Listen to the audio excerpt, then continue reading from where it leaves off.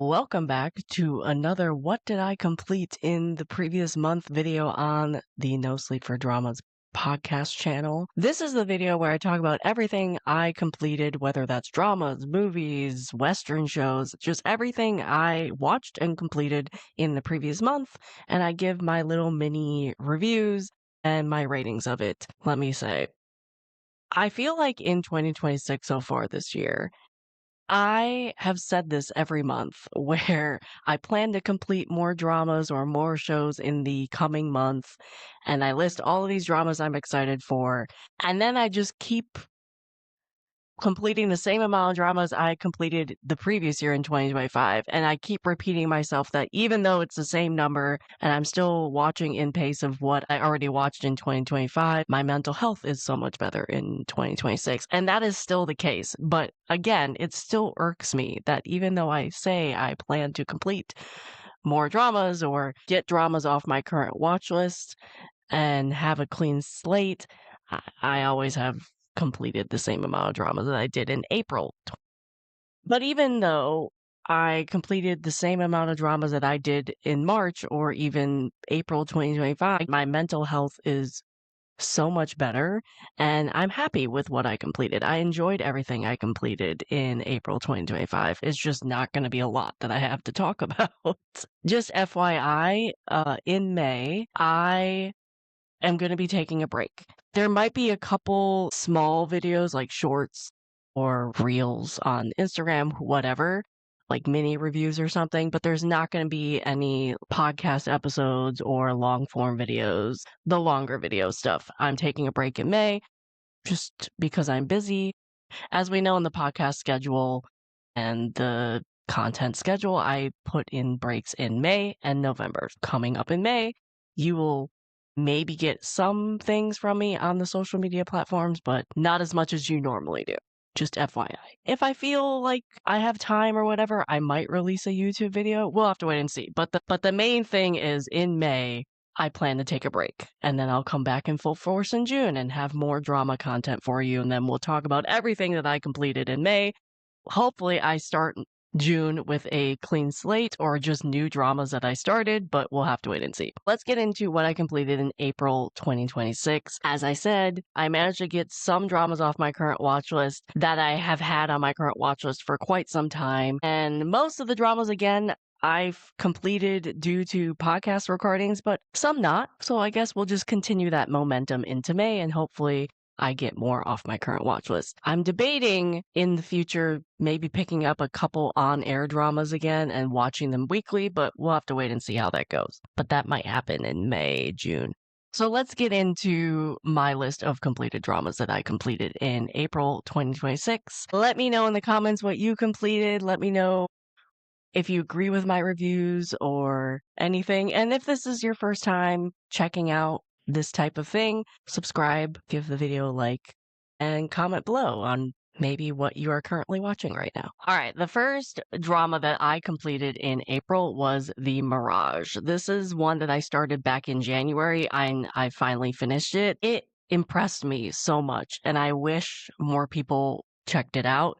I gave a little mini review on a short video of this drama, so you can go check that out as well. But this is my mini review of it here. You can watch this on iQIYI. It is a Chinese drama. It is just one of my surprise favorites of the year.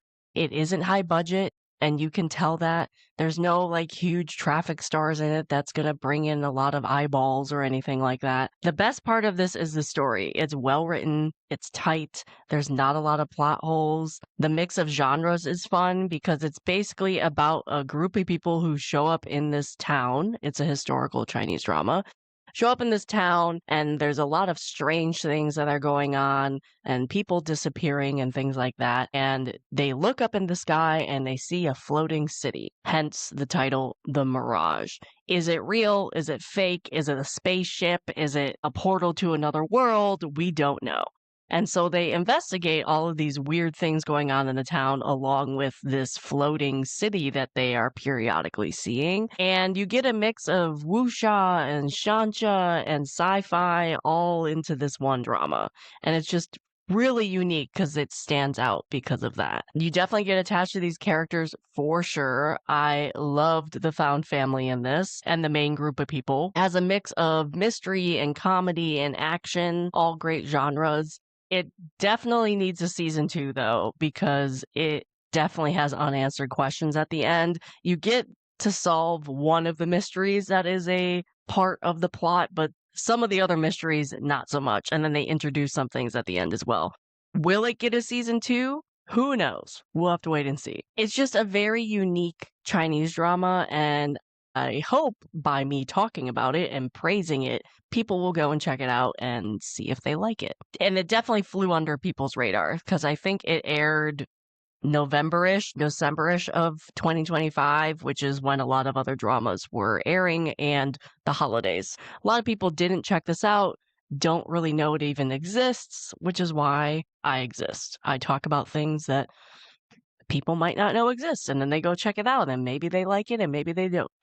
But I gave this a 9 out of 10, mainly due to the fact that it does need a season 2. And you do notice some inconsistent CGI and some budget constraining type of thing with this drama. But overall, it is a very surprising and impressive watch for me, for sure. So that was the Mirage Chinese drama. Funnily enough, all the things that I completed in April 2026 were Chinese dramas. So I'm just going to talk about all the Chinese dramas today. The next Chinese drama I'll talk about is another one I finally finished that I started in January, I think. I started it when it premiered, and I think it was January. Love Between Lines. I finally finished this one. Not because I disliked it and I was avoiding watching it. I was just trying to watch other stuff and get other things off my current watch list. Another one that I am definitely surprised I liked as much as I did, because looking at the drama, you definitely think this is not a drama Caitlin would like. And I, again, am very surprised that I actually liked it as much as I did. It is a near perfect drama for me, except for some minor issues, especially near the end of it. I hated the parents. I hated almost all of the parents, if not all of the parents, for various reasons. It's rare that I disliked every single parent in a Chinese drama, but this one I definitely disliked all of them. They were also forgiven way too easily, in my opinion.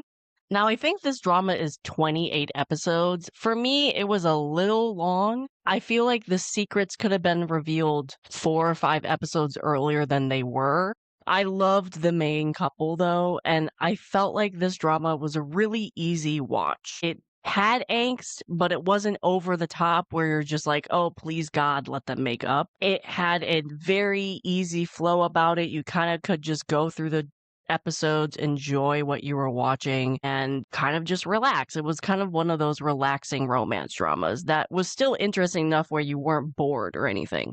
But I love the main couple. I love their relationship. There was a second male lead, but for me, and this might be a little controversial, for me, he was not a viable love interest where it was a true love triangle type situation. It was always just going to be the main male lead and the main female lead, and I appreciated that. Even though the second male lead was a lot of fun to watch, and he was an interesting character to follow along, but he was toxic, in my opinion.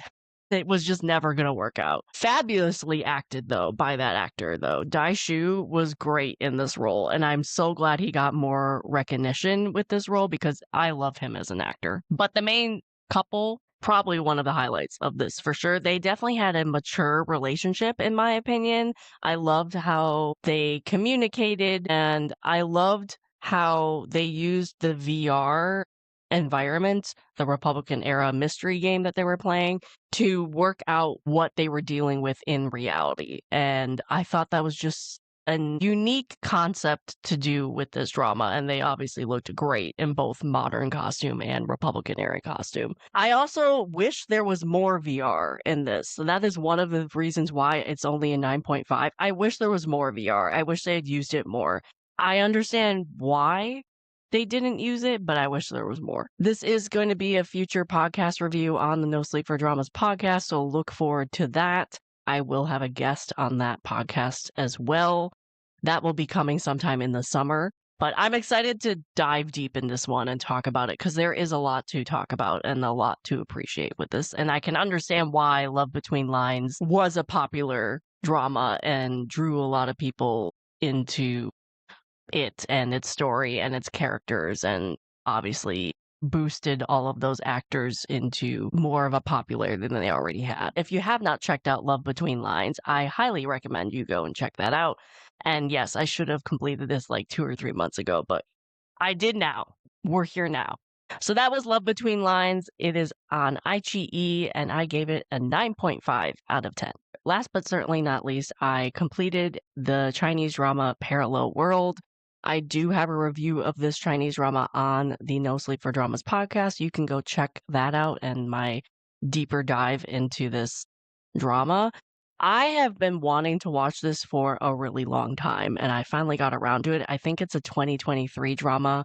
I watched it on Viki. I rated this a 7.5 out of 10. Originally, it was going to be an 8, but then I dropped my rating. It was entertaining, but it could have been way better, in my opinion. Definitely had some things going for it. Definitely could have improved some things. I loved Nini's character so much. She was definitely a highlight for this drama. I love the romantic relationship between the leads. I thought they complemented each other so well, personality-wise and other reasons. I love the lore with this, but I thought the lore got convoluted the further along you got into the drama, and it eventually became hard to follow due to a lot of things being introduced at once or a lot of characters and things like that. I also felt like the ending was very anticlimactic for various reasons, which I explained in the podcast review. I love that there was multiple couples, but I did not support one couple getting together at all. At all. I wish they never gotten together. I also learned that the team and the cast filmed this in the desert, like in nature, which you have to give props for that because that was impressive because there's a lot of sandstorms and I don't know, filming in nature seems rough because there's a sense of unpredictability when you're filming in nature and not in a studio where you can control all of the elements. So I have to give props to the crew and the cast for doing that for sure. Lastly, the CGI was very inconsistent. Sometimes it was really good and sometimes not. And you could tell it was inconsistent. It was like sometimes it seemed like they ran out of money in a way. Overall, though, I don't regret watching this at all. I just wish it was better. But you can go and deep dive into my review of Parallel World on the podcast review that I recently released in April. So that is everything I completed in April 2026. As I said, it's not a lot, but I think I completed some good dramas. Definitely in terms of rating. I mean, Love Between Lines was a near perfect drama for me. So let me know what you completed in the comments. Let me know what you thought of my mini reviews. Let's start some conversations with what we completed in the past month.